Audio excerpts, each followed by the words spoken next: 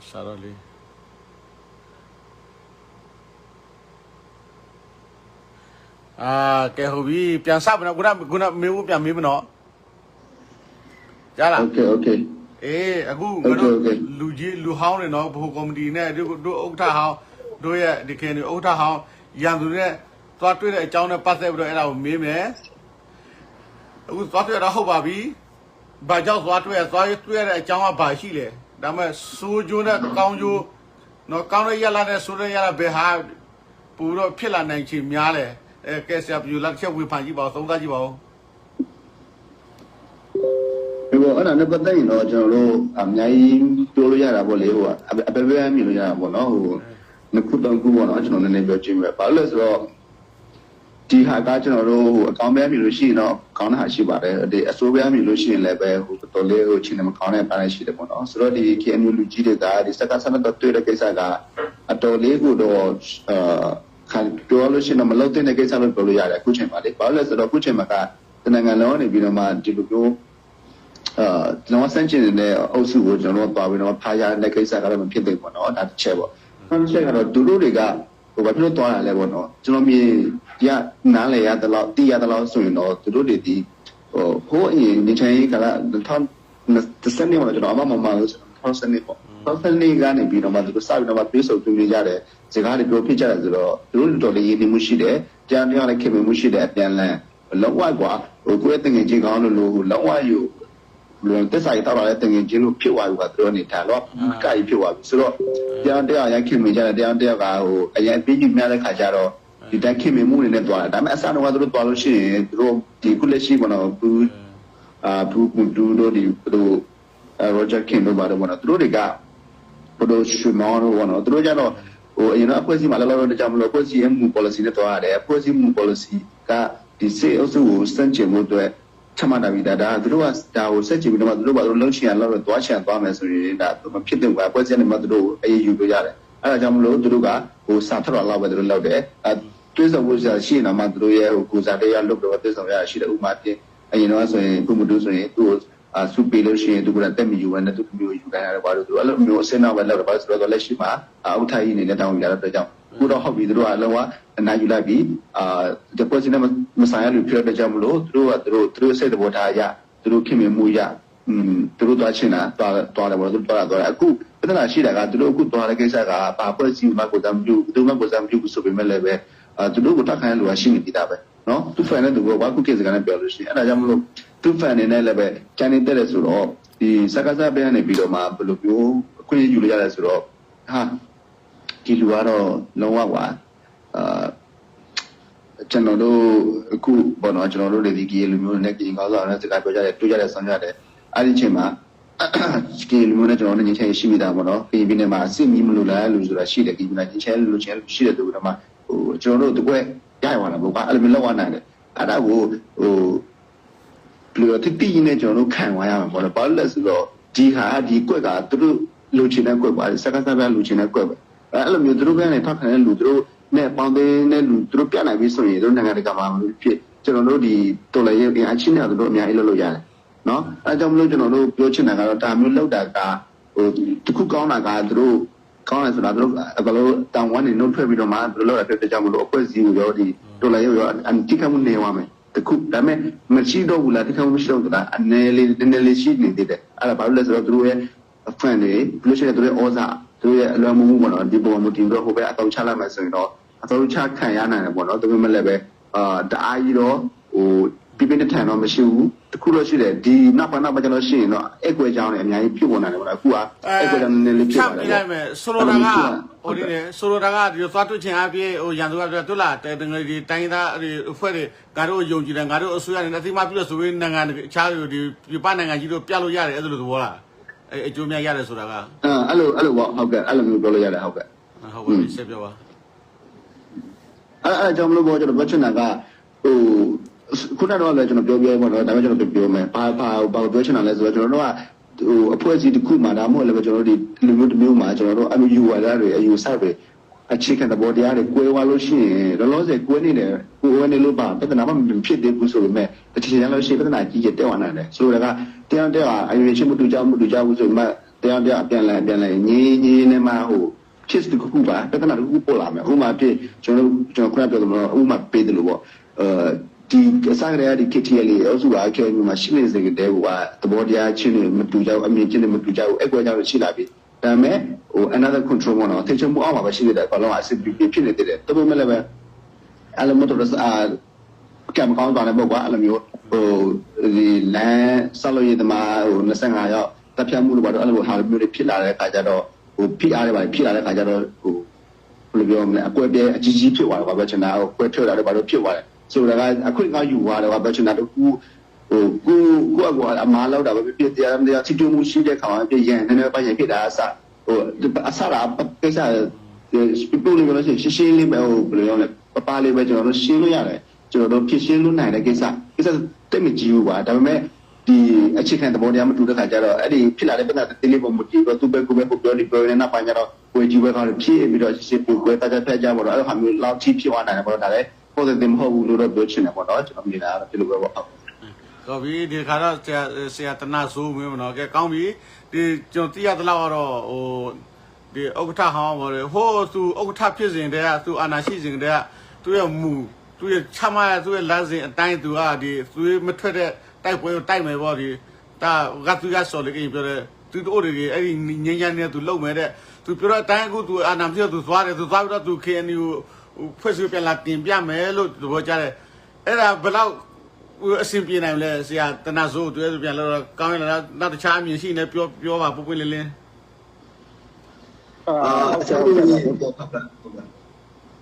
ပြောတနာဆိုးဟုတ်ကဲ့ဒီလိုပါဗျာကျွန်တော်တယောက်အမြင်ကတော့ဟိုဒီလိုရှိပါလေဗျာအခုချစ်ပြတ်နေတဲ့ကိစ္စကိုကျွန်တော်တို့အားလုံးချုပ်ပြီးတော့ပြောရရင်ဖြစ်ဘယ်လိုမှသက်ရောက်မှုမရှိနိုင်ဘူးလို့ကျွန်တော်တယောက်နေနဲ့ကျွန်တော်လို့မြင်ပါတယ်ဗျာဘာဖြစ်လဲဆိုတော့ခုနဒီနိုင်ပိုင်းလောက်ပဲကျွန်တော်ဟိုပေါ့တင်းနားထောင်လိုက်တယ်ဗျာအထူးဖြစ်ဒီကျွန်တော်တို့ရဲ့ KNU ရဲ့ဟိုပြောခွင့်ရပုဂ္ဂိုလ်ဘယ်လို software တွေကတော့ပြောလိုက်တယ်လေအဲ့ဒီကိစ္စနဲ့ပတ်သက်ပြီးတော့ကျွန်တော်တို့ဒီရဲ့ KNU နဲ့ဘာမှသက်ဆိုင်မှုမရှိဘူး KNU ကိုစာပြုတာမရှိပါဘူးအဲ့ဒါကိုအပြတ်ပြောလိုက်ပြီးထပ်လောင်းတော့ပြောလိုက်တာပေါ့ထပ်လောင်းတော့အတီးပြလိုက်တဲ့သဘောကိုဆိုလိုတာဆိုတာတော့တခုမှ KNU ခုမှချမှတ်နေတဲ့ဟိုပေါ့မူဝါဒလမ်းစဉ်အတိုင်းကိုဘယ်လိုမှမပြောင်းမလဲဘယ်နဲ့ကျွန်တော်တို့ဒီရဲ့အတိုင်းပဲဆက်သွားနေတယ်တော့ခုသူထပ်ပြောလိုက်တာကတော့ဟိုဒီအာနာသိလိုက်ကတဲ့ကဒီရဲ့အာနာသိမှုကိုကျွန်တော်တို့ KNU နေနဲ့မလက်ခံဘူးစန့်ကျင်တယ်လူထုနဲ့ပူပေါင်းတော့ကျွန်တော်တို့ဒီအာနာရှင်ကိုကျွန်တော်တို့တိုက်ဖြတ်မယ်ဆိုတဲ့ဒီမူဝါဒကိုကနေ့ထိကျွန်တော်တို့ဆက်သွားနေတာပဲဆိုတဲ့အပိုင်းကိုအဲ့ဒါဘယ်လို software ဆရာတော့ပို့တော့ဒီဟောပေါ့အတီးပြုတ်လိုက်တာပေါ့တေချောင်းတီးပြုတ်လိုက်တဲ့ဘောဖြစ်တယ်ဆိုလိုတာကဒီတော့တခုသူဒီခုသွားတဲ့ပုံစံကဒီသူအမြရချင်းမရချင်းဘာမှမဆိုင်ဘူးနိုင်ငံခြားသူ့ဘာဒီ KNU ဒီတိုင်းသားအဖွဲ့တွေသူအတိမပြုလို့ပဲဆိုတော့ရလာမျိုးတွေနဲ့ဘာမှရနိုင်မှာမဟုတ်ဘူးဆိုလို့အဲ့လိုလားဗျာအဲ့လိုဆိုလိုတာဟုတ်တယ်ဟုတ်ပါတယ်ပြီးတော့တော့ဘာဖြစ်လဲဆိုတော့ဟိုပေါ့ကျွန်တော်တို့ပြန်ကြည့်လိုက်ချင်းဖြစ်တော့ဒီရဲ့ဟိုပုံမှုတူစီဖိုတိုဘိုရောဂျာခင်တို့မှာဒီရဲ့ KNU ထဲမှာဟိုပေါ့ဒီ KNU ဖက်စီထဲမှာတို့မှာတာဝန်ရှိမှုဘာမှမရှိတော့ပါဘူးတို့မှာဟိုပေါ့အားလုံးထဲကဘယ်လိုပြောရရင်ကောင်းလို့တို့မှာမဆက်ဆိုင်တော့ဘူးလေတို့မှာဒီရဲ့ဟိုလောက်ပိုင်ခွင့်တွေဘာမှမရှိတော့ဘူးအဲ့ဒါတစ်ချက်ရဲ့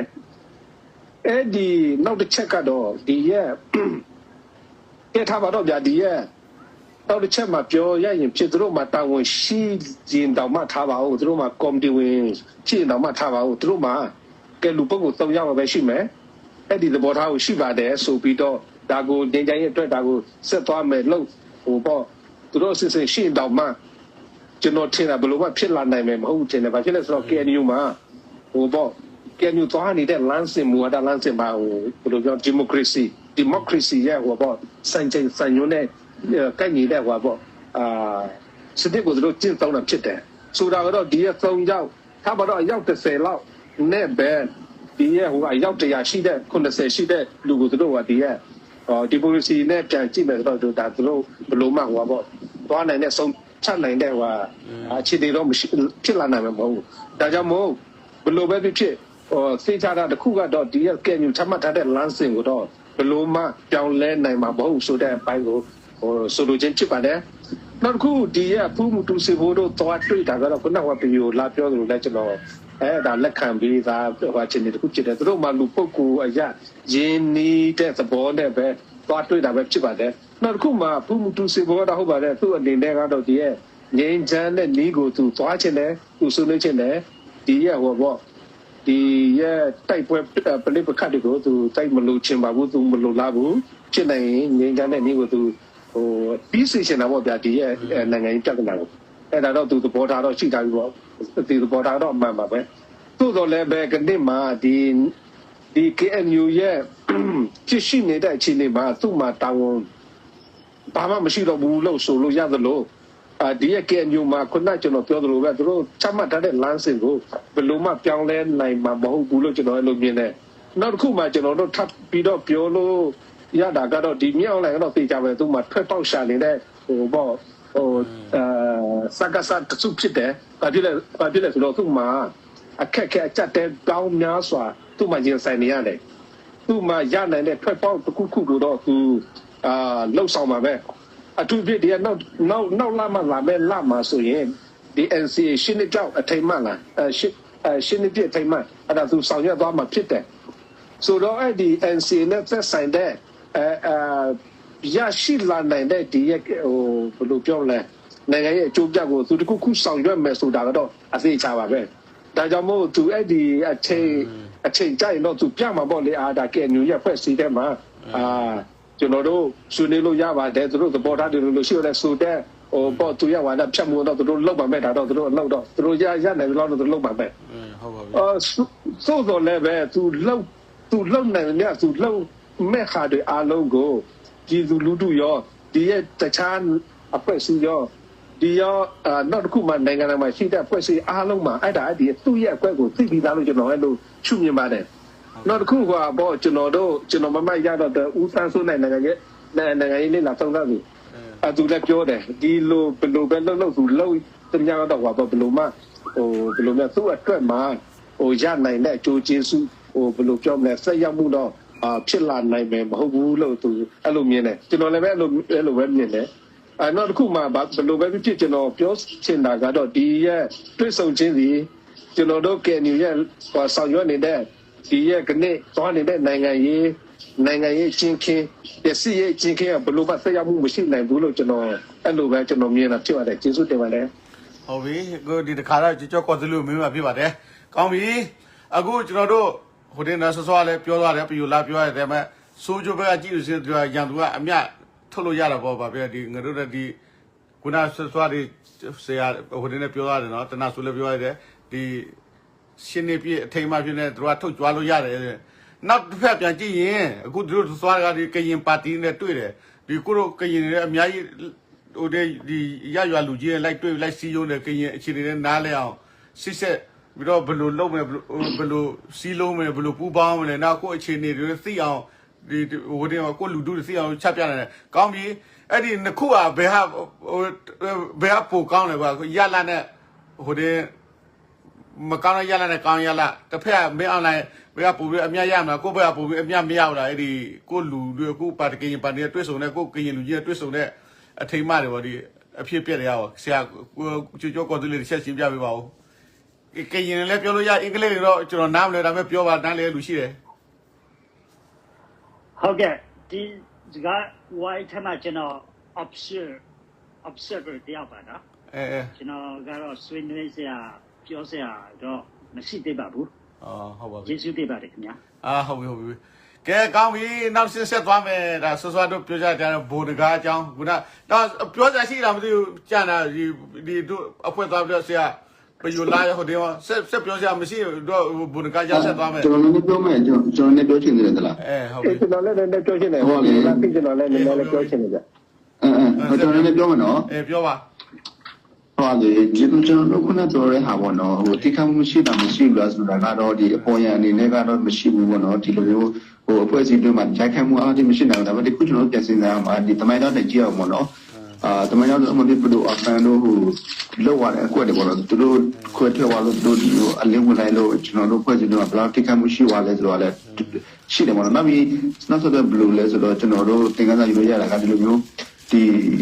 စက္ခါတွေနဲ့ဟိုရင်းနှီးမှုရှိတဲ့ဒီတော်လိုင်းအရင်တော့သူတို့တော့ဂိမ်းမျိုးတော်လိုင်းသမားပေါ့နော်တချို့နောက်ချိန်ကျတော့တချို့ချိန်ကျတော့သူတို့အဲ့လိုမျိုးဒီစက္ခါတွေရဲ့ဟိုအောက်ဆွဲဖြစ်သွားတယ်ပေါ့ကွာအောက်ဆွဲဆိုတာကยังไงပြောလို့ရှိရင်ဟိုကျုံဖြစ်သွားတယ်ကွာကျုံတပေါက်ဖြစ်သွားတာပေါ့ကွာကျွန်တော်ဟိုဘယ်လိုမျိုးလဲဆိုတော့ဒီသူတို့ပြန်မွေးတာပေါ့နော်ဒီကောင်တွေကိုသူတို့ပြန်မွေးတယ်အချိန်မင်းပြန်ထုတ်တောင်းလို့ရတယ်ဥပမာပြခု BGF လို့ခေါ်မလား BGF ဆိုလည်းဒါဒီချိန်တော့ကျွန်တော်တို့မိခင်ဖွဲ့စီရဲ့တကယ်မိခင်ဖွဲ့စီမှာပေးဆက်နေတဲ့လူတွေခုနောက်ပိုင်းဘယ်လိုပြောလဲဆိုတော့သူတို့လူတွေလို့စက္ခပေးရနေပြီးတော့ထုတ်တောင်းလို့ရတယ်ကရိယာပစ္စည်းတစ်ခုဒါမှမဟုတ်ရင်လည်းပဲတတဝါတစ်ခုအနေနဲ့ပဲအဆင့်ရှိတော့တယ်သူပေမဲ့လည်းပဲသူတို့ကဒီကောင်မှကျွေးတာမွေးတာပေးတယ်ရန်တူအနာနဲ့ခွင့်ရင်းနဲ့ဘယ်လိုပေးရတယ်ဒါပေမဲ့ဒီလိုမျိုးသူတို့ရဲ့ပြန်ပဲဟိုတိုက်ခါတဲ့အချိန်မှာထုတ်တော်လေးရှိတယ်HH အုံးမဲ့တောက်ပြီးတော့မှသူတို့ထော်ရရှိတယ်တခုအဲ့ခုအနေနဲ့ကေပါတီအရင်တော့ဆိုရင်တိမှာပါယူကောက်ပွဲကာလတော့ဆိုရင်လည်းပဲကေပါတီတွေသူတို့မလူချင်တဲ့ပါတီသူတို့မေမရချင်တဲ့ပါတီမေမရအောင်ဆိုပြီးတော့မေတွေကိုယ်အောင်ဆိုပြီးတော့ကေပါတီညာကြီးသူတို့ဝေးထုတ်ပေးတယ်ကြေးရောက်စုတွေပိတ်လိုက်ဟုတ်ပြီလေးလိုက်ကြည့်လိုက်မယ်ဆိုရင်ဒီတချို့တွေကအရင်တော့ဒီကျွန်တော်တို့ဂိမ်းမျိုးသားကြီးမှာလောက်တဲ့လူတွေကနောက်ပိုင်းသူတို့လက်နဲ့ချတာပဲဖြစ်အလင်းဝင်တာပြန်စင်းသူတို့နေစခါနဲ့ရင်းနေပြီးတော့မှစခါရဲ့လူဖြစ်သွားတယ်စခါလူဖြစ်ပြီးတော့မှဂိမ်းပါတီထောင်ပြီးတော့မှဂိမ်းမျိုးသားကြီးအတွက်ပါဆိုပြီးမှသူထားပေါ့ထားတဲ့ခါကျတော့လုံးဝဘယ်လိုပြောမလဲဂိမ်းချင်းတော့မှဟိုပြဿနာကြီးကျယ်ဖြစ်သွားလို့စိတ်ကြမှုလို့ရတယ်ပေါ့နော်အဲ့လိုမျိုးလည်းရှိသေးတယ်ဆိုတဲ့ဟာတော့ကျွန်တော်လည်းပြောချင်တာပေါ့နော်ဟုတ်ကဲ့ဟုတ်ပြီကဲတနာဆိုးဆက်ပြောပါဒီလိုပါဗျာကျွန်တော်မြင်တာကတော့လေဒီလိုရှိတယ်ကွာသူဒီကရင်ပါတီကိုသူတို့တောင်းချလာမယ်ဆိုတဲ့အပိုင်းကိုတော့ကျွန်တော်တယောက်အနေနဲ့ကတော့ဒီလိုပြောပါတယ်ဒီအထူးသဖြင့်ဒီမိုကရေစီပါတီကရင်ပါတီတို့ဟာသူတို့ရှိထားတာတော့ကြာပြီလေဒါအားလုံးပြီးသားအခြေအနေတစ်ခုနဲ့ဖြစ်တယ်ဆိုတော့ဟို NLD ခေတ်တုန်းက level ရှိတယ်ပြီးတော့ NLD အခုချိန်ဒီလိုမျိုးဖြစ်သွားတဲ့ကိစ္စမှာလည်းဒီရဲ့ပါတီတွေလည်းသူတို့ဆက်ရှိနေတာပဲအထူးသဖြင့်သူတို့မှာဒီရဲ့တွင်ပိုင်းမှာရှိနေတဲ့လူဖြစ်တဲ့အတွက်ကြောင့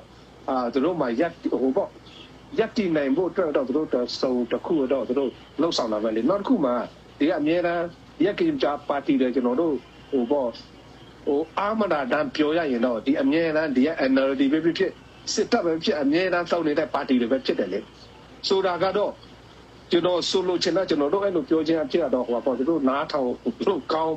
င်းချင်ပါကျွန်တော်တို့ကရင်တွေအတွက်အားလုံးကိုစာပြတဲ့ပါတီမဟုတ်ပါဘူးဆိုတာဒါတော့အသိချပဲလေဟုတ်ပါဘူးဆိုတော့အခုကနေ့အချိန်မှာလည်းပဲဒီရဲ့စစ်တပ်ကဟိုပေါ့တရားမဝင်စစ်တပ်ဖြစ်တဲ့အတွက်ကြောင့်သူတို့နိုင်ငံရေးအကြောင်းတို့ဘာတို့ဘလို့ပဲစစ်စင်ဆောင်ရွက်တာအကြောင်းအရာတွေပဲဖြစ်ဘလို့ပဲလုပ်သူတို့မှာဘလို့မှတရားဝင်မှုမရှိတဲ့အတွက်ကြောင့်အခုအသုံးချမဲ့ဒီရဲ့ကရင်ပါတီတွေပါလည်းပဲဘလို့မှတရားဝင်ဟိုဖြစ်ထွန်းမှုရှိမယ်လို့ကျွန်တော်အဲ့လိုမမြင်ပါဘူး။ဘာဖြစ်လဲဆိုတော့ဒီကနေ့မှာကျွန်တော်တို့ဒီရဲ့တဏီမျိုးဒီနဲ့ဒီရဲ့တိုင်းသားတွေအားလုံးပြီးတော့ဒီရဲ့ဒီမိုကရေစီအစုတွေအားလုံးကျွန်တော်ပြူလူတွေအားလုံးစုပေါင်းတဲ့ဒီကနေ့မှာဒီရဲ့ဆက်အနာရှင်ပြုတ်တိုက်နေတဲ့အချိန်မှာသူတို့အဲ့ဒါကိုလှုပ်ဆောင်ရင်တော့မှလှုပ်ဆောင်လဲပဲဘလို့မှဖြစ်ထွန်းမှုရှိလာမှာမဟုတ်ဘူးအကျိုးဖြစ်ထွန်းမှုမရှိနိုင်ပါဘူးဒါကြောင့်မို့သူတို့ဘယ်လိုပဲလုပ်တရားဝင်မှုရှိမှာမဟုတ်ဘူးဆိုတာတော့ကျွန်တော်အသေးချာပြောနိုင်ပါတယ်ကျွန်တော်လည်းပဲပြောချင်ပါတယ်ကျေးဇူးတင်တယ်ဗျနောက်တစ်ခုမေခွန်းရှိတယ်နော်ကျဲဟိုတင်ပါဒီဖိုးမေသဘေထုံးကလည်းပြောသေးတယ်ဒီမြန်မာပြည်မှာတရားဝင်ဆိုရတရားဝင်အစစ်တပ်ဆိုတာမရှိဘူးကောင်းပြီတရားဝင်ဒီအစစ်တပ်တရားဝင်ဘူးဆိုတော့ဒီအခုသွားတွေ့တဲ့ပုံစံကသူတို့ဗာအမြရနိုင်တယ်သူတို့တရားဝင်မဟုတ်ဘူးဆိုတာသိပြီးသားပဲဖြစ်တဲ့အတွက်ဗာဗျာသူတို့ကကောင်းကျိုးဆိုးကျိုးရနိုင်မလဲရနိုင်ဖို့ရှိရလားဆိုးကျိုးကဘယ်လိုရနိုင်မလဲကောင်းကျိုးရနိုင်မလားရနိုင်မှာရှိပါမလားဗျာသူတို့ကတရားဝင်ဆိုရမဟုတ်ဘူးလေ NUG လည်းတရားဝင်ဆိုရမဟုတ်ဘူးမင်းအလိုက်တရားဝင်စစ်တပ်မဟုတ်ဘူးအဲ့ဒီအတွက်ဒီဟိုဗာ NC နဲ့ပတ်သက်သူတို့သွားတွေ့တာအဲ့ဒါတရားဝင်ရလားတရားဝင်ပါမလားအဲ့ဒီကိစ္စကိုဘယ်လိုပြောချင်လဲမသိဘူးကျွန်တော်အဲ့ဒါဆိုရင်လေဟယ်လိုပြောအဲ့ဒါကတရားဝင်ချင်းမဝင်ချင်းဆိုတာကတော့大概古也那个一看有钱不，那个也有德国的也算了，就那都看有钱看到这样嘞，这样我俩没了的苦。这个呢，第一边嘛，这 manifesto 也不孬，第二边嘛，苏木那部边嘛，我说也得要来把那部，第一步嘛，我安那看那个路嘎咯，多啊，路边边多啊都，他们的边是嘛，他们的边是，这样我的边是，我的边是多啊，那么。ပေါ်စီကနေပြနေတယ်ပေါ့နော်အဲ့ဒါပြကြောင်ပြတဲ့ကြောင်မလို့ဝင်ဒီဖြစ်စေမဝင်ဒီဖြစ်စေဒီနိုင်ငံကရအောင်တို့ဘာလို့ကြာလို့ရှိတော့အမြင်တမျိုးဖြစ်အောင်မဟုတ်ပါဘူးအာသာချအနေနဲ့ရှိရမယ်နိုင်ငံကမှာဆိုတော့သူတို့ကတရားဝင်မဟုတ်တဲ့ကြောင်မလို့သူတို့တိတ်ပြီးတော့သူမှမပြုတ်ဘူးသူတို့ပါတယ်မှုတွေပြုနေလည်းပဲဒီကိုယ့်ရဲ့ဗီဒီယိုအနေထားနဲ့ကိုလက်ရှိဒီမှာရှိနေတဲ့အနေထားရသူ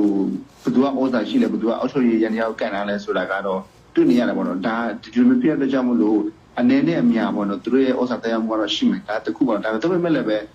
ထိရမှုတရားမှုကတော့နေသွားတာပေါ့ဘာပဲကျွန်တော်အများကြီးတော့မရှိဘူးဒါပေမဲ့လည်းပဲကျွန်တော်တို့ကပြောလိုက်လို့ရှိရင်တော့ real politics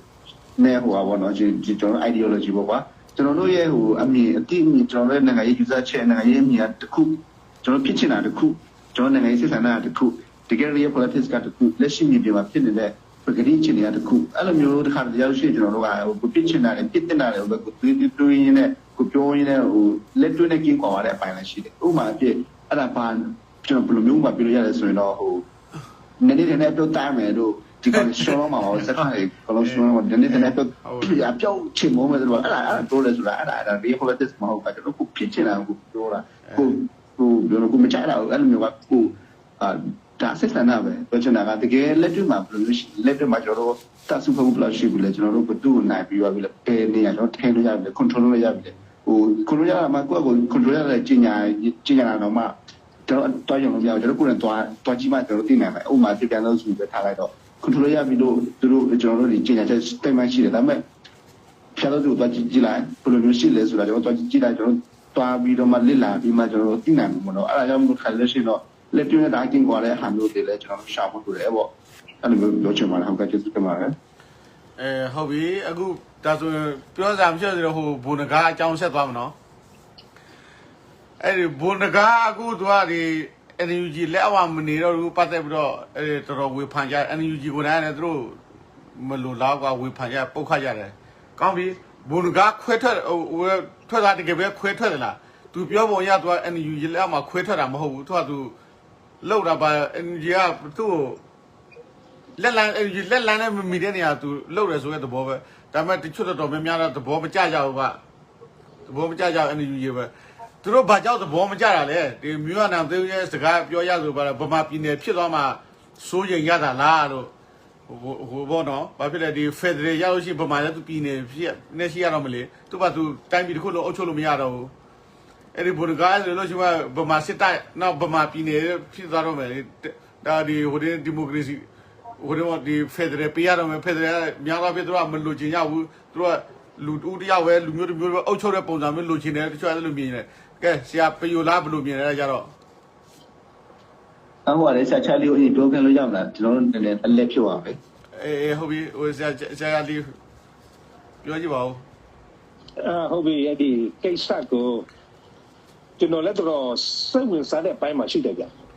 ဘာဖြစ်လဲဆိုတော့ပေါ့လူတွေတော်များများပြောများတဲ့ကိစ္စလည်းဖြစ်တယ်ဗျဆိုတာကတော့ခုနလူတွေတော်များများထဲက energy ကိုထောက်ခံတဲ့လူကတော့တမျိုးပြောမယ်ဘိုးငကားကိုထောက်ခံတဲ့အဖွဲ့တွေကလည်းတမျိုးပြောကြမယ်တော့အမြင်တော့ဟိုမတူကြဘူးပေါ့နော်ဘယ်လိုပဲဖြစ်ကျွန်တော်ခုနပြောနေတာကတော့စိတ်ဝင်စားတယ်ဆိုတာကတော့ကျွန်တော်တို့ ਨੇ အားလုံးသက်ဆိုင်တဲ့ကိစ္စလည်းဖြစ်တဲ့အတွက်ကြောင့်စိတ်ဝင်စားပါတယ်ဆိုတဲ့အပိုင်းကိုကျွန်တော်ဆိုလိုချင်ဖြစ်ပါတယ်တော့ပြီကျွန်တော်ပေါ့ကျွန်တော်တို့ပြောကြမယ်အဲ့ဒီကိစ္စကိုဘိုးငကားကမာသလားမှန်သလားနောက်မဟုတ် NUG ကမာသလားမှန်သလားဆိုတဲ့အပိုင်းမှာကျွန်တော်တို့ပေါ့ပြောဖို့အတွက်ကတော့ကျွန်တော်တို့ဖြည့်ပေးဖို့အတွက်ကတော့ဒါကစိတ်တွေတဲ့ကိစ္စမဟုတ်တဲ့အခြေအနေတစ်ခုဖြစ်တယ်ကြာဘယ်လိုပဲဖြစ်ကျွန်တော်တို့ရဲ့ပေါ့ကျွန်တော်တို့အနေနဲ့ကျွန်တော်တို့အမြင်နဲ့ကျွန်တော်တို့ပြောရရင်ဖြစ်ဘိုးက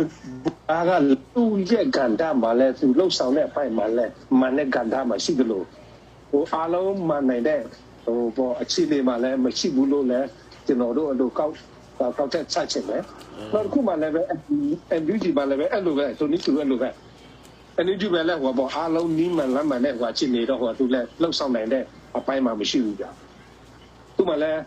ဟိုစိန်ခေါ်မှုအများကြီးရှိသလိုအာဏာကျက်လည်းအများကြီးလည်းရှိတဲ့ဟိုအဖွဲ့အစည်းတစ်ခုဖြစ်တယ်ကဲထားပါတော့လေအဲ့ဒါကိုကျွန်တော်တို့ပြောလိုက်ရင်တော့အများကြီးကျွန်တော်တို့ကပြောရတဲ့ကိစ္စဖြစ်တယ်ကျွန်တော်လည်းပြောချင်တာကတော့ကျွန်တော်ကဲအရင်ဆုံးကျွန်တော်ဟိုဘုန်းကားကိုကျွန်တော်ပြောလိုက်မယ်နော်ပြောရင်နည်းနည်းပြောလိုက်မယ်ကျွန်တော်မြင်လောက်ဟုတ်ပြီဘုန်းကားရဲ့ဟိုသူ့ရဲ့ယက်တိချက်မှာကျွန်တော်ထောက်ခံတဲ့အပိုင်းမှာဟိုရှိတယ်ဗျထောက်ခံတဲ့အပိုင်းမှာဘယ်လိုရှိတယ်ဆိုတော့သူမှာဒီရဲ့ဟိုပေါ့သူဖွဲ့စည်းလိုက်တဲ့ဒီရဲ့ဟိုလက်နဲ့ကန်ဖွဲ့စည်းတော့ဒီပမာအမျိုးသားကိုစာပြတဲ့အဖွဲ့စည်းလုပ်ပဲသူအဲ့လိုတော့ဟိုပါပေါ့မဲ့ထားတာပေါ့ဗျာဒါတော့ဟိုပါပေါ့သူရဲ့ဟိုပါပေါ့သူတို့ရဲ့ယုံကြည်ချက်နဲ့သူတို့တွေးခေါ်ဒါသူတို့ဟိုလောက်သွားတယ်ဆိုတဲ့အပိုင်းမှာတော့ကျွန်တော်တို့အားလုံးသိထားတဲ့ဟိုကိစ္စခုဖြစ်တယ်သူတို့တခြားဟိုပေါ့ပမာရဲ့အများစုကအနည်းစုလားတခြားပမာတွေတော့သူတို့မလက်ခံနိုင်ဘူးဆိုတဲ့ဟိုအပိုင်းကိုမလက်ခံဘူးဆိုတာကတော့စီးစံပမာရဲ့ဟိုတတ်မတော်ပမာကိုစာပြတဲ့တတ်တွေမရှိသင့်ဘူးပေါ့ကျွန်တော်တို့ပမာဆိုတဲ့အမျိုးတွေကတော့ဆိုတာကတော့အဲ့လိုမျိုးတွေကတော့ဟိုသူတို့စိတ်ပြီးတော့ထောက်ခံမှာမဟုတ်ပါဘူးကျွန်တော်တယောက်မြင်တာကတော့ဒီရဲ့ဘုံငါရဲ့သူသွားချင်တဲ့လမ်းစဉ်ကတော့ Federal အစ်စ်ကိုသူသွားချင်တယ်ဟုတ်တယ်အားလုံးတန်းတူညီတူဟိုဘာမှဟိုသူကြီးငန်းငယ်မရှိဘဲနဲ့တကယ်ရဲ့ဟိုကိုပိုင်တက်တန်းခွင့်ရှိတဲ့ Federal ကိုသူဘုံငါခဏပြောတဲ့ကိစ္စကျွန်တော်တို့ကြားရမှာဖြစ်တယ်ဟုတ်တယ်ဒါကြောင့်မို့ဘုံငါနောက်တစ်ခုဘုံငါထောက်ပြတာတစ်ခုရှိတယ် NUG ကတော့ NUG လောက်စင်တဲ့ဟာတစ်ခုကိုသူတို့ခုထက်ထိကသူတို့မလောက်ဖြစ်သေးဘူးဆိုတဲ့အပိုင်းတစ်ခုရှိတယ်ကျွန်တော်အဲ့ဒါကျွန်တော်မရပြီးတော့ကျွန်တော်သဘောကျတဲ့ကိစ္စတစ်ခုလည်းဖြစ်တယ်။ဘာလဲဆိုတော့ဟိုအခုထက်ထိ NUG မှာဟိုဘောဂျာကာလာဖွဲ့စည်းပုံချေကောက်တဲ့ Constitution ကိုသူတို့မကြီးဆွဲနိုင်သေးဘူးဗျ။အဲ့တော့ခုသူတို့ရောက်လောက်နေတဲ့ဒီရဲ့ဟိုပဋိညင်မဲ့ရှိသေးတယ်ပေါ့။အဲ့ဒီပဋိညင်မှာတိကျစိတ်ချပြီးတော့ဟိုအမှန်ခံချက်ရှိတဲ့ပဋိညင်မဟုတ်ဘူးဆိုတာတော့သူကျွန်တော်တို့အားလုံးသိနားလည်ကြတဲ့အဲ့ဒီဟိုပေါ့စာချုပ်တစ်ခုဖြစ်တယ်ဆိုတာတော့သူဆိုလို့ချင်တာကတော့တိကျစိတ်ချတဲ့ဒီရဲ့ဟိုပေါ့စာချုပ်ကျွန်တော်တို့တိကျကိုတိကျရှိတဲ့ပေါ့ဒီကနေ့ဒီချိန်မှာဘာဖြစ်လဲဆိုတော့ဒီဟာကိုမျိုးဒီလိုမျိုးကျွန်တော်တို့မလုပ်နိုင်ဘူးဆိုရင်ကဲထားပါတနေ့ကြရင်ကျွန်တော်တို့ဒီရဲ့အာဏာရှင်ကိုပြုတ်ကျသွားပြီးရှင်းဆက်ကျွန်တော်တို့ကဲသွားရမယ့်အချင်းချင်းတွေဒီရဲ့နိုင်ငံရေးအချင်းချင်းတွေအထူးသဖြင့်ကျွန်တော်တို့ပြည်ဆောက်မဲ့ကျွန်တော်တို့ရဲ့နိုင်ငံတော်ကြီးကိုကျွန်တော်တို့ဘယ်လိုမျိုးသွားရမလဲခုနကကျွန်တော်တို့ဟိုပေါ့ကတိတွေကောင်းကောင်းရှိတိုင်းဒါကျွန်တော်တို့ဟိုပေါ့သွားရမယ့်ဟိုပေါ့ရှင်းဆက်သွားရမယ့်ဟာတွေတော့ဒါမခက်နိုင်တော့ဘူးအားလုံးဟိုတခြားတိုင်းလာဖွဲ့စည်းတဲ့ကျွန်တော်တို့ကတိကိုရှိထားပြီးသားကျွန်တော်တို့ဒီရဲ့ဟိုConstitution ရဲ့မူကြမ်းမှာရှိပြီးသားကျွန်တော်တို့အဲ့လိုချစ်တက်သွားမယ်ဆိုတဲ့အပိုင်းကိုသူဆိုလို့ချင်းဖြစ်တယ်အဲ့ဒါသဘောကျတယ်ကျွန်တော်တို့အနေနဲ့လည်းကျွန်တော်လည်းလက်ခံတယ်ဘာဖြစ်လဲဆိုတော့အဲ့ဒါကိုကျွန်တော်တို့နောက်တစ်ခုမှကျွန်တော်ထပ်တော့ထပ်ပြောလိုက်ရင်တော့ကျွန်တော်တို့လင်းစားရတဲ့ဟိုဦးအောင်သူခဏပြောတယ်ကျွန်တော်တို့ဒီမှာဟိုမူကြမ်းရှိတယ်အခြေခံဥပဒေ Federal ပြည်တော်စုအခြေခံဥပဒေမူကြမ်းရှိတယ်ဒါဂျာကာလာမှာကျွန်တော်တို့စောင်းယူပါ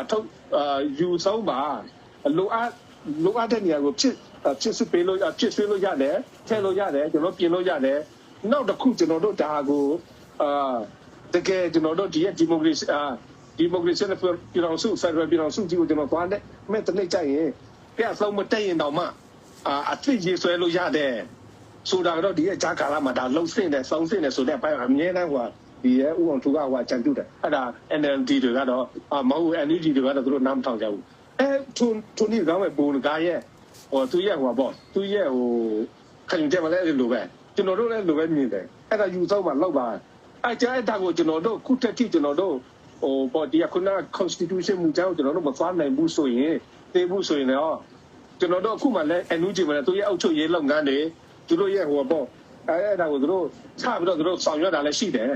ဆိုတာတော့အောက်ချွေရန်တရားအောက်ချွေရလုပ်ငန်းလုပ်မယ်ဆိုရင်အဓိကကျွန်တော်တို့ Constitution နဲ့သွားမှအောက်ချုပ်လို့ရမှာကိုဗျကဲဥအခုမှဟိုNUG မှာအဲ့ဒီ Constitution ကိုရှိပြီလားသူချနေတဲ့ဒီရဲ့ဟိုအောက်ချွေရန်တရားကိုသူဘယ်လိုဆောင်ရွက်တယ်လဲ ဒီအဲ့ဒီခုနအခြေခံဖွဲ့စည်းပုံအခြေခံဥပဒေကနေပြီးတော့သူဘယ်မှာသွားယူနေတယ်လဲ2008ဖွဲ့စည်းပုံပဲသူကျင့်သုံးတော့ဒါကိုအုပ်ချုပ်နေသလားဆိုတဲ့မိခွန်းကိုမေးရမှာဖြစ်တယ်ကဲမျိုးမှာဆိုရင်ကဲမျိုးမှာသူ့မှာ constitution ရှိပြီးသားအခြေမျိုးသူရဲ့ခုနအုပ်ချုပ်ရေးရန်ရကိုအမြင်ဟိုအခြေမျိုးသူချပြီးတော့သူအုပ်ချုပ်လို့ရတယ်ဘာဖြစ်လဲဆိုတော့သူ့မှာ constitution ရှိပြီးသားဖြစ်တဲ့အတွက်ကြောင့်မသူကအခြေမျိုးချပြီးတော့အုပ်ချုပ်လို့ရတယ်ဆိုတော့အခုခုနကျွန်တော်တို့ပြောနေတဲ့ဒီ LUG မှာဒီ constitution အသေးချာရှိနေပြီလားပြီးတော့ခုနကကျွန်တော်တို့ပြောနေတဲ့ဒီရဲ့ဟိုပေါ့ဂတိကုတ်တွေအတိအကျရှိနေပြီလားဆိုတဲ့အပိုင်းမှာခဏလူတွေကဒီမိုကရေစီအစုတချို့သောဒီမိုကရေစီအစုတွေနောက်တစ်ခုကဘုံကားတွေအဲ့ဒါအမြင်နဲ့ထောက်ပြတဲ့ကိစ္စတစ်ခုဖြစ်တယ်ဆိုတာကတော့ဒီ LUG ကဒါကိုမလုံနိုင်တဲ့အပိုင်းကိုကျွန်တော်တို့ထောက်ပြတော့ကျွန်တော်ပြောတာဖြစ်တယ်အဲ့ဒါဘုံကားရဲ့ဟိုလှုပ်ဆောင်ချက်ကိုဟိုကျွန်တော်တို့တင်ပြတာပေါ့ဆိုတာကတော့ဟိုဘုံကားတော့သူတတ်တာလို့ချင်တယ်အဲ့ဒါကိုမလုပ်နိုင်တဲ့ကြောင့်ဘုံကားကိုနိုင်တော့မှပြောတယ်မင်းတို့မလုပ်နိုင်ဘူးဆိုတော့တောင်းဝင်ပေးမလားငါလုပ်မယ်ငါကိုတိုင်ရေးဆွဲတာမဟုတ်ပါဘူးရေးဆွဲတတ်တဲ့လူအများရှိတယ်ဒါကိုကျွန်တော်တို့စုစည်းတော့ကျွန်တော်တို့ရေးမယ်အဲ့ဘုံကားကမှကျွန်တော်မမရသူပြောတာလည်းရှိတယ်ဆိုတာကတော့ဒါအခုကြားကာလမှာလူဖြစ်နေတယ်နောက်မှအခုရှင်းမှနောက်အခုရှောက်မှနောက်ရှင်းတဲ့ကိစ္စကိုဆိုလိုတာအခုရှိတာမှနောက်မှဆိုရင်အဲ့ဒီလိုလာမှာကိုပါဘာဖြစ်လဲဆိုတော့ကျွန်တော်ဘလို့သဘောကျလဲဆိုတော့အဲ့ဒီလိုမျိုးဖြစ်နေတယ်အဲ့လိုမျိုးမှကျွန်တော်တို့မလုပ်ဘူးဆိုရင်ဟိုရင်တော့အားလုံးဟိုအတွေ့အကြုံနေနဲ့အားလုံးသိပြီးထားတဲ့ဟိုကိစ္စတစ်ခုရှိတယ်ကဲNLD မှာကျွန်တော်တို့တိုင်းသားလူမျိုးစုအင်အားစုတွေတိုင်းသားလက်နက်ကန်တွေဘယ်လောက်ထောက်ခံလဲသူ့ကိုထောက်ခံတာပဲကျွန်တော်တို့ကညူမဲ့တကယ်ထောက်ခံတဲ့ဟိုပေါ့အဲ့ဒီ NLD ဖြစ်တယ်ကဲနောက်ဆို NLD အာဏာရလာတဲ့အချိန်မှာကဲညူကိုသူဘလောက်ထိပါကြည့်ဆိုင်တယ်လဲဆိုတဲ့အဲ့ဒါကိုမသိဘူးနော်ဒါကဲအခုမှလည်းပဲ NUG မှလည်းပဲ NLD ကလာတဲ့အဖွဲ့အစည်းတွေပဲဘယ်လိုပဲဖြစ်တာကျွန်တော်တို့ကျွန်တော်အဲ့ဒီအနာဟောင်းပြဖော်တာတော့မဟုတ်ပါဘူးလေဒါကအခုရှင်းမနောက်အခုရှောင်းမနောက်ရှင်းနေဆိုတဲ့သဘောကိုကျွန်တော်ဆိုလိုတာဘယ်လိုဖြစ် NUG မှလည်းကျွန်တော်အားလုံးကျွန်တော်သဘောကျတယ်လည်းအများကြီးရှိတယ်ဘာဖြစ်လဲဆိုတော့အနိကဆုံးဒီရဲ့ကဲညူနဲ့ဟိုမဟာမိတ်ဖြစ်တဲ့ဟိုဖွဲ့အစည်းတစ်ခုဖြစ်တယ်ဒါပေမဲ့ဟိုလိုအပ်တဲ့ဟာကိုဆောင်ရွက်သင့်တယ်ဆိုတဲ့အပိုင်းကိုကျွန်တော်ထောက်ပြခြင်းဖြစ်တယ်ဒါကြောင့်မို့ဒါကိုဟိုဘုံကပြောတဲ့အတိုင်းကိုကျွန်တော်တို့သဘောကျတယ်ကျွန်တော်အနေနဲ့ဒီလိုမြင်တယ်အဲ့လိုပဲမြင်တယ်ပြီးတော့နောက်တစ်ခုမှာကဲဘုံကလည်းပဲသူဒီလိုပဲရက်တီတော့သွားမလားဆိုတဲ့အပိုင်းမှာလည်းပဲဒီတော်လိုင်းကာလမှာတော့ဟိုဒီလိုမျိုးတော့မသွားသိဘူးပေါ့ဗျာတစ်ဖက်တစ်စီတော့ဖြစ်နေတာပေါ့ဟို change of comment ခုရဲပြီးတော့ဟို code of content တစ်ခုရဲတော့သွားသိနေတာပေါ့လေတိုးတော်လည်းပဲဒီကနေ့အချိန်မှာဟိုကျွန်တော်တို့ဟိုဘယ်လိုပဲညှိလို့မရတဲ့အချိန်မှာဆိုတော့ဒါကဘူလာအနေနဲ့ရက်တီထားတယ်ဆိုတော့ကျွန်တော်တယောက်အနေနဲ့တော့ဘူလာကိုမမဘူးလို့ကျွန်တော်အဲ့လိုမြင်တယ်ကဲတော့အခု NUG မှာလည်းပဲသူ့မှာခုနကျွန်တော်ပြောသလိုပေါ့သူ့မှာလည်းပဲမတဲ့အပိုင်းမှာလည်းအများကြီးရှိသလိုအားလုံးမှန်တယ်လို့တဲ့အပိုင်းမှာလည်းဟိုမရှိတတ်ဘူးပေါ့နော်ခုနကျွန်တော်တို့ပြောသလိုပဲသူ့မှာလည်းဟိုလိုအပ်ချက်တွေအများကြီးရှိတယ်သူခုနကမှသူလှုပ်ဆောင်ရမယ့်ဟာတွေလည်းသူမလှုပ်ချင်ပဲနဲ့သူတို့မလှုပ်နိုင်ပဲနဲ့မလှုပ်နိုင်တဲ့အများအားလည်းအများကြီးရှိတယ်ကဲထားပါတော့ဟိုရင်တော့က NLD ကတောင်ဆန်းစုကြည့်မှာကဲဒေါ်စုဟိုအနာရပြီးတဲ့တောက်ပိုင်းမှာဒီရဲ့လူမျိုးစုတွေတိုင်းသားလူမျိုးစုတွေဘာကိုလုံနိုင်ခဲ့တယ်ဘာကိုလုံဖြစ်သွားတယ်လဲကဲအထူးဖြစ်ဒီရဲ့ဟိုပေါ့ကျွန်တော်တို့ပြောလိုက်မယ်ဆိုတော့ဒီ decorating မှာကြရမဟုတ်ရင်တော့မှာအဲ့ဒီဘရုပ်တုကိစ္စကိုဘယ်လောက်ပြဿနာတက်နေလဲကဲပြီးတော့ဟိုကျွန်တော်တို့ဒီရဲ့မွန်ပြည်နယ်ကရင်ပြည်နယ်မှာဒီရဲ့ဗာလေမြစ်ဆုံကတားမှာပါတာနဲ့အဲ့ဒါပြဿနာအများကြီးတက်တာဆိုတာကတော့သူလှုပ်ချင်တဲ့ဟာပဲသူတို့ NLD ဖွဲ့တယ်သူတို့လှုပ်ချင်တဲ့ဟာပဲသူတို့လိုက်လုံတယ်တကယ်တော့လူတို့ရဲ့အဆံကိုလည်းဟိုသူတို့ဟိုပေါ့စိတ်ပြီးတော့ဟိုနားမထောင်တဲ့အပိုင်းမှာလည်းအများကြီးရှိတယ်လို့ဆိုတာကတော့အဲ့ဒါကိုကျွန်တော်တို့ဆိုလို့ကျင်တာဆိုတော့အခုမှ NUG ကိုဟိုအရင်တော့ NLD ကိုမဖြစ်အောင်ဆိုပြီးတော့တိကျခိုင်မာတိကျစေချတဲ့ဟိုပေါ့လှုပ်ဆောင်တဲ့ဟာကိုလှုပ်ဆင်းတယ်ဆိုပြီးတော့ကျွန်တော်တို့အဲ့လိုမြင်တယ်ဒါကြောင့်မို့ခုနဘုံကပြောတဲ့အတိုင်းကိုကျွန်တော်တရားမြင်နေအနေနဲ့ကတော့ဟိုလှုပ်ဆင်းတဲ့ပိုင်းလည်းဖြစ်သလိုလှုပ်ဆင်းနေတဲ့အပိုင်းမှာလည်းဟိုရှိသလိုဟိုပေါ့မလုံနိုင်သည့်တိုင်အောင်တကူခုတော့ဆောင်ရွက်တဲ့ပိုင်းမှာလည်းရှိစင်တယ်လို့ကျွန်တော်အဲ့လိုမြင်တယ်ဒါကြောင့်မို့ဘုံကရောဒီ NUG ရောကဲအားလုံးမှာသူတို့မှာအားလုံးမမှန်တယ်လို့အားလုံးလည်းမမားပါဘူးဒါကြောင့်မို့နှစ်ခုစလုံးအဲ့ဒီနှစ်ဖက်စလုံးကိုပြန်လည်ညှိနှိုင်းဖြည့်ရှင်းပြီးတော့တေချာဟိုပါပေါ့ဖြစ် ဖြစ်နိုင်ချေရှိတဲ့အခြေအနေနဲ့ဖြစ်စဉ်တဲ့အရာကိုတညီတညွတ်ကြီးဆောင်ရွက်သွားမယ်ဆိုရင်တော့ဒါတော့ကျွန်တော်တို့အားလုံးကောင်းတဲ့အခြေအနေပဲလို့ကျွန်တော်တို့မြင်နေကျေးဇူးတင်နေညတော့နည်းနည်းများပါတယ်ဗျာနော်ရကောင်းပြီခုနပြောသွားတာကခုနက constitution တွေဘာနောက်တော့ပါတေချာကြီးရတဲ့စာတော့မရှိဘူးအဲ့ဒီယူကြီးဟုတ်တယ်ပြောတယ်သူပြောတယ်ဒီဘာကျွန်တော်တို့ဒီတိုင်းတိုင်းလူချင်းတဲ့ဖက်ဒရယ်ပေးမယ်သွားမယ်လက်ရှိကသူတို့လက်ထက်မှာရှိတာမဟုတ်ဘူးအဲ့ဒီဖက်ဒရယ်နော်ဆိုတော့အာဏာသူတို့လက်ထက်မှာအာဏာရှိတာမဟုတ်ပြီးတော့တေချာကြီးရတဲ့စာချုပ်လည်းမရှိဘူးနော်တေချာတွေအလုံးယုံကြည်ရတဲ့ဖြစ်နေဒီလွတ်လိုက်ရပြီးသွားရင်အဲ့ဒီလိုသွားမယ်စာချုပ်ဘာမှမရှိဘူးဒီတော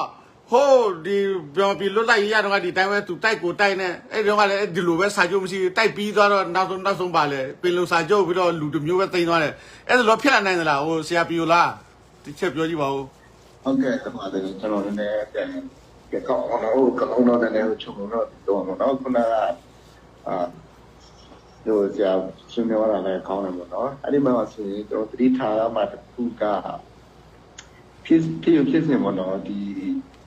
constitution ကိစ္စပေါ့နော် constitution ကိစ္စပြောတဲ့အခါမှာတော့အခုလက်ရှိပြဿနာခဏတဲ့လေဆရာတို့လည်းကြားမှာပါဘာကိစ္စလဲဆိုတော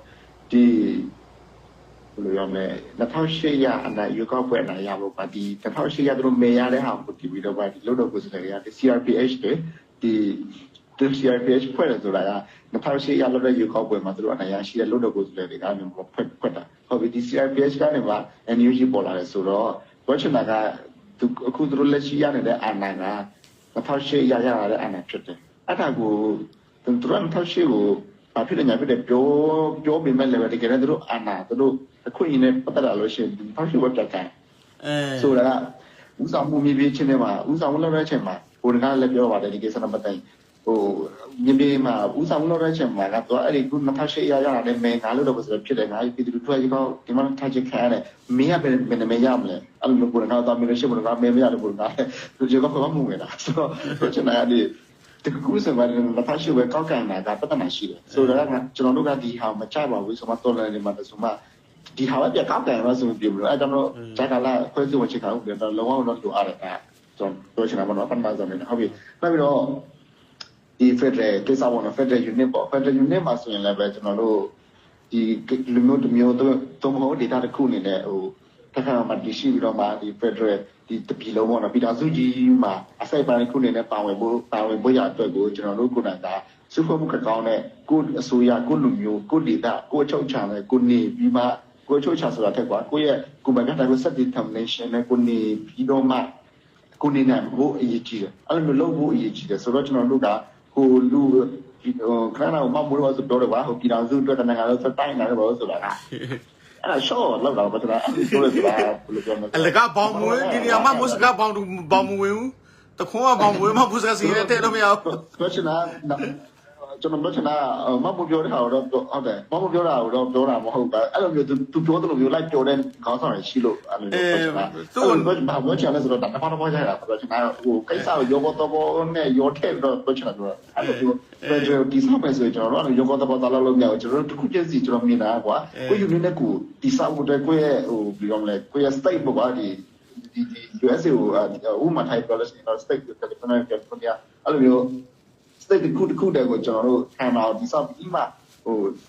ကျွန်တော်ပြည်လာစုဟိုဥမာပြီးပမာနဲ့ပေါင်းချင်တာကချင်နဲ့ပေါင်းချင်တာပေါင်းနေမှာဆိုတော့ကျွန်တော်ပေါင်းတော့စုဖွဲ့ပြီးတော့မှပြည်လာစုတည်ထားမှာဆိုတော့ဒါကောင်းတော့အဲ့လိုလုပ်လို့ရှိရင်တော့လုံးဝတန်းကြီးညံအမှန်တကယ်ပြည်လို့ရတယ်တက်တာမရှိအခုချိန်ကကျွန်တော်တို့နိုင်ငံရဲ့တမန်ကြောင်ရအဲ့လိုမျိုးလည်းမဟုတ်ပြန်သူကစစချင်လို့လည်းယူတယ်ကွာတော့အဲ့လိုပုံစံမျိုးနေချင်တယ်ပေါ့နော်အဲ့လိုပုံစံမျိုးလုံးချင်တယ်ဆိုပေမဲ့လည်းပဲဒီလူမျိုးတစ်မျိုးကနေပြီးတော့မှပဲတမန်ကတော့အုပ်စုသွားတဲ့ခါကျတော့အခုချိန်ဒီနေ့ပေါင်း90ကျော်နေပြီပါဆိုတော့ဒီနေ့ပေါင်း90ကျော်မျိုးအဲ့လိုမျိုးအုပ်ချုပ်လာတဲ့လူမျိုးကိုကျွန်တော်တို့ကဟိုတန်းတူပဲကျွန်တော်တို့နဲ့တန်းတူပုံစံမျိုးပေါ့နော်သူတို့လည်းသူပြည်နေတဲ့သူဟာနဲ့သူအုပ်ချုပ်ကျွန်တော်လည်းကျွန်တော်တို့ကိုယ်ပိုင်ကျွန်တော်အုပ်ချုပ်ပြီးလို့ရှိရင်တကယ်စမစချတဲ့အခါမှာကျွန်တော်တို့ကတန်းတူပဲပေါ့နော်အဲ့လိုမျိုးခွင့်ရအာဏာဖြစ်နေတဲ့တက်တခုဒီစာဝန်တဲ့ဆိုရင်တော့အရန်ကိုသူတို့အတွက်အရှော့ပေးရမှာနိုင်ရှိတယ်ပေါ့နော်ဒီပမာလူမျိုးတွေအနေနဲ့သူတို့လက်ရှိရနေတဲ့အခွင့်အရေးလက်ရှိရနေတဲ့လွမ်းမှုတွေကိုသူတို့ရှော့ချရမှာညာတွေပဲရှိတယ်ဥပမာဒီစာပေပါတာဒီကားတွေအားတကယ်လည်းတန်းတူညီများတဲ့ဟို Federal စုစုစောင့်နေဆိုပြီးဘာသာစကားရုံးသုံးပါဒါအခုကျွန်တော်တို့ဆိုဘာမှလည်းပြောနေရတယ်ဗျာဥပမာဒီကိစ္စကမြန်မာနိုင်ငံမှာရှိတဲ့တိုင်းသားတွေကတော့နားလည်စေချင်ကျွန်တော်တို့ကဘာလို့ပြောနေရတယ် အဲ့ဒါကဟိုအတိတ်ပဲမရှိတာကဘာကျွန်တော်ဒီတိုင်းပြည်မှာပမာပိုင်တာမဟုတ်ပါကျွန်တော်လူတွေပိုင်ရဆိုတော့ကြောင့်မလို့ကျွန်တော်လူတွေရောပမာရောနားလည်ရရတဲ့အင်္ဂလိပ်ဘာသာစကားကိုရုံးသုံးဘာသာစကားတမိုက်တော့အကောင်းဆုံးလို့ကျွန်တော်မြင်အဲ့လိုမျိုးတမလိုက်ချပြနိုင်ငံတကာတန်လဲဝင်တယ်ကျွန်တော်တို့လည်းအစင်တန်လဲမိရဲကျွန်တော်တို့နိုင်ငံတို့တက်လက်ဆောင်တယ်အဲ့လိုမျိုးတော့ပြောလို့အဲ့လိုမျိုးတော့ပြောလိုက်လို့အဲ့လိုမျိုးတော့ပြောရင်ပမာတယ်တော့ plus အဲ့လိုမျိုးဆိုကတော့ဘာသာစကားပြောပြီးတော့ငါတို့ဘာသာစကားရှိတာပဲဖြစ်နေကြတယ်ပြောအဲ့လိုပြောချင်းဆိုရင်ပမာစကားကြောင်းတခြားတိုင်းသားတွေရဲ့ဟိုရေချင်းမှုတွေဘာသာစကားတွေပြောကြတော့တို့ကိုချင်းမစားတော့တို့နားမလဲတော့အဲ့လိုမျိုးပြောလို့ရှိရင်တော့မကောင်းဘူးကွာဒါပေမဲ့ပြောချင်တာတို့စိတ်ရမှာရှိတဲ့ဟိုအစိုးရတွေဘောတော့တို့ရဲ့နာမူတွေရှော့ချရမယ့်ခါမှာနားလည်မှုအားနေတဲ့ဟိုရှိတယ်ဒါပေမဲ့နားလည်မှုရှိတဲ့ဟိုပမာလည်းရှိပါပဲအဲ့ဒါတို့ပြည့်ရဲ့ချက်ကတဘောကြနားလည်ပြီးတော့တိုင်းတိုင်းနဲ့ချက်နားလည်ပြီးတော့မှရှော့ချမယ့်ဟာတို့နားလည်တဲ့ပမာလည်းရှိပါအဲ့လိုမျိုးပဲဖြစ်တယ်မှာပြောချင်တာကဒီကျွန်တော်တို့ဒီတန်းတူဘောကွာပမာလည်းပမာပြီးနေပြင်လည်းကြည့်ပြီးနေတယောက်လည်းsorryကြရလည်းကြပြီးနေမှာပေါ့အဲ့လိုပုံစံမျိုးထွက်နေသူကြောင်းမရှိပြီးတော့မှဒီပူပေါင်းဆောင်ရမယ်ဆိုတော့အကောင်းဆုံးပေါ့နော်ပြီးလို့ရှိရင်နောက်တစ်ခုကဒီအန်ယူဂျီကိစ္စပေါ့နော်သူတို့ကတနင်္ဂနွေလုံးကိုလွှမ်းချိုတဲ့အစိုးရနဲ့တို့ဖြစ်နေတယ်အဲ့လိုမျိုးဆိုရင်သူတို့မှလည်းပမာခုတွေပဲပါလို့မရဘူးအကောင်လုံးပါရအဲ့ဒါဆိုရင်လည်းပါပြီးဆိုရင်ဒီကျွန်တော်တို့ကဟိုအဖာရောဖြစ်ရမှာပါအဖာရောဆိုတာအစိပ်ပိုင်းတစ်ခုအနေနဲ့ဥမာပြကိုသူလေး unit ဒီ NUG ရဲ့အဖာရော NUG ဖြစ်ရမှာပါပြီးရှင်ကချင်းဝက်ပေါင်းဒီအဖာရော NUG ဖြစ်ရမှာပါ NUG ရဲ့စိတ်ထဲမှာဖြစ်နေရတယ်NUG ရဲ့အောက်မှာရှိတာမဟုတ်လားတော့ချင်တာကအဲ့လိုမျိုးသူရဲ့ဩဇာအန္တရာယ်ဘယ်လောက်ထိလမ်းမဝရှိဘူး NUG မှာအဲ့လိုမျိုးဖြစ်နေရမှာအခုကိစ္စကဒီ NUG ရဲ့ဖွဲ့စည်းပုံရကတော့သူလက်ရှိတမန်တော်တို့တမန်တော်တို့ပါတီကယာယီတမန်တော်တို့ဆိုတာကဘယ်တိုင်းသားဖွဲ့စည်းရဲ့ဟိုပါတယ်မှာမပါဘူးပဲချင်တာသူကလည်းသူတို့ရေကောက်တယ်ချင်းလူရေကောက်လာဖြစ်တယ်ဒီလိုမျို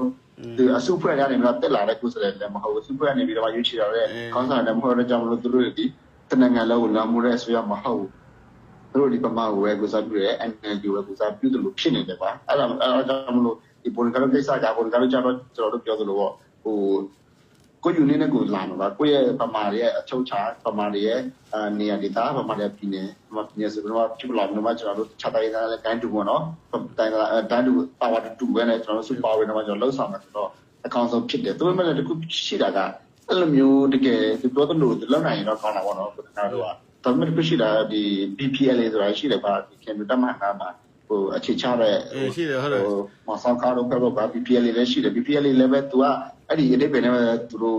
ဖွင့်တာပေါ့နော် BPLA နဲ့ဟိုပုံကတော့ဟာကလည်းပုံစံချင်းတူတယ်ပါသူတို့ဖြစ်နေတာဒါပေမဲ့အဲ့လိုမျိုးဖွင့်ခွဲတဲ့ဟိုကတိတ်တော့အချင်းနေရတဲ့မကောင်းဘူးကျွန်တော်တို့ဟာလည်းဖြစ်အပေါ်ပွဲလေးပို့ချော့နေပြတာကြောင့်လို့ဖြစ်နေလို့ရှိရင်တော့စူးစီနဲ့ဟိုကံမာနာဟိုမူရကံမှာချက်မှတ်ပြီးတော့မှဒီကြဆွေးနွေးပြီးတော့မှအကြည့်လေးဆွေးနွေးပြီးမှ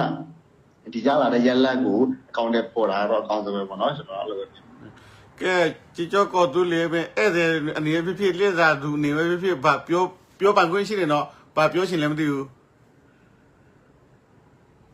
ယ်လိုပြောက်သွားပြီဟုတ်ကဲ့မရှိတယ်ဗျာဟုတ်ပါပြီ